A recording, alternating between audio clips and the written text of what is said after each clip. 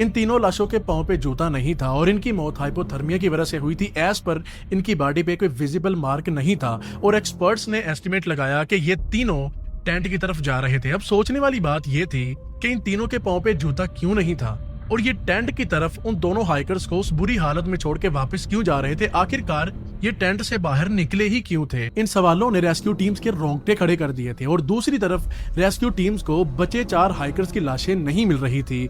ये almost give up कर देते, मगर 2 महीने के बाद उनको उन 4 हाइकर्स की लाशें मिल जाती हैं। अब ये लाशें देवदार दरख्त के 100 मीटर आगे टेंट की अपोजिट साइड पे बर्फ के 30 फीट नीचे मिली। इन 4 लाशों की हालत इतनी बुरी थी कि रेस्क्यू टीम्स के होश उड़ गए।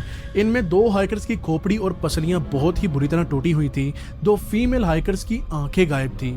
एक हाइकर के होंठ, जुबान और कान गायब थे और अजीब चीज ये थी कि इनमें से 2 हाइकर्स ने उन्हीं 2 हाइकर्स जिनकी लाश देवदार के दरख्त के पास मिली उनके कपड़े पहने हुए थे। और मिस्टीरियस चीज ये थी कि इन हाइकर्स के कपड़ों पे रेडियो एक्टिव रेडिएशंस के ट्रेसेस मिले, जिसकी वजह से लोगों ने अजीबोगरीब थ्योरीज बनाना शुरू कर दी। कुछ लोगों का कहना यह था कि इन हाइकर्स पे एलियंस ने अटैक किया है और कुछ ये कह रहे थे कि इन पे अर्बन लेजेंड यति ने अटैक किया है और इवन कुछ लोग तो ये कह रहे थे कि इन पे किसी गैर बरई मखलूक ने हमला किया है या फिर एक ऐसी मखलूक जो हम में रह तो रही है मगर अपना आप जाहिर नहीं करती। और इन हाइकर्स की बॉडीज की हालत इन थ्योरीज को जस्टिफाई भी कर रही थी।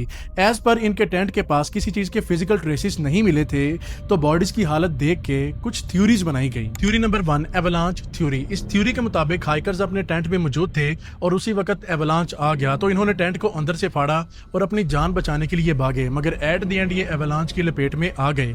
अब इसका काउंटर ये है कि वहां से रेस्क्यू टीम्स को किसी भी एवलांच के ट्रेसेस नहीं मिले थे। इवन इगोर दियात्लो एक प्रोफेशनल हाइकर था और वो ऐसी जगह पे टेंट नहीं लगा सकता था जहां पे एवलांच का खतरा हो। Theory number 2, secret agency. इस थ्योरी के मुताबिक हाइकर्स ने उस पहाड़ पे रशिया की कोई सीक्रेट एजेंसी ढूंढ ली होगी, जिसकी वजह से एजेंसी के एजेंट्स ने अपनी प्राइवेसी के चलते उन हाइकर्स को जान से मार दिया।